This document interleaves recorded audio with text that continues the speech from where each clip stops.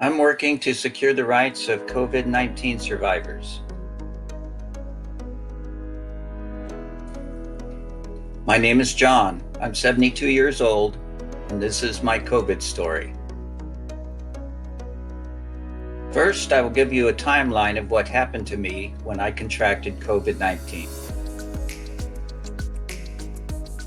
Day 1. 2 days after returning from a trip, I woke up with a fever, a sore throat, a headache, congested sinuses with a runny nose.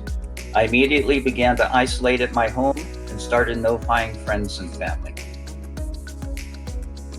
Day 2, my symptoms remained largely unchanged. My fever was 100.9 at its highest, still had a sore throat, a headache, and congested sinuses. I slept a lot because that's how I fight infections when I get sick. I was getting out of bed each day.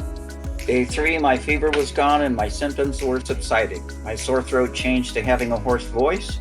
I still had a headache, but the congestion in my sinuses was reducing. I scheduled a quick antigen test for the next day. Day 4, my symptoms continued to ease up. I still had a hoarse voice, a headache, and reduced congestion in my sinuses. A quick antigen test came back positive for COVID-19. I scheduled a PCR test. I messaged my doc. He prescribed no treatment. I was to monitor my condition, and if chest pain or problems breathing developed, let him know. I missed a call from the county health department.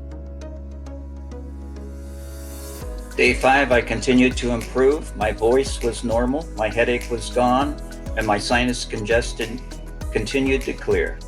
The previous day's PCR test came back positive. I continued sleeping a lot. Day 6, my symptoms continued to improve, only a little sinus congestion. The health department called to see how I was doing and asked several questions about contact tracing and isolating in my home. Days 7 through 12, all my symptoms were gone. I continued isolating at home. I never lost my appetite nor my sense of taste or smell. Day 13, I was released by the health department to resume normal activities. I later called the health department to have them provide me with an isolation release document to prove I had had COVID-19 and recovered. I messaged my doc to get an isolation release letter from him also. This is where the real story begins. When you recover from a disease, your immune system carries the copies of things that your immune system used to defeat that disease. This is called naturally acquired immunity. Research has shown that the acquired immunity from COVID-19 is at minimum 8 months to a year. There is reason to believe it could last for many years more, based on the history of SARS-CoV-1. In Washington State, where I live, if you have survived COVID-19 and do not get vaccinated, you are not allowed into grocery stores unmasked, but vaccinated people are. When entering a restaurant, you must be masked, but vaccinated people do not wear a mask. You are not allowed on cruise ships unless you are vaccinated. People are threatened with job termination unless they get vaccinated. We have a friend who recovered from COVID and was rejected for employment because they were not vaccinated.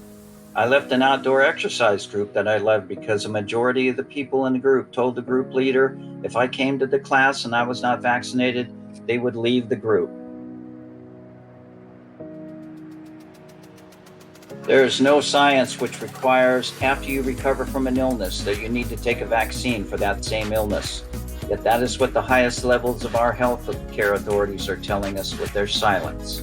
And our government sits by while corporations set policies that discriminate against COVID survivors.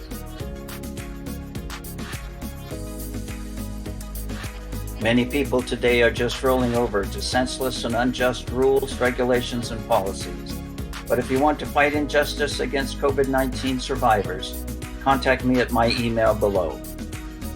It also helps to contact your senators, congressmen, state, and local authorities. Thanks for your help.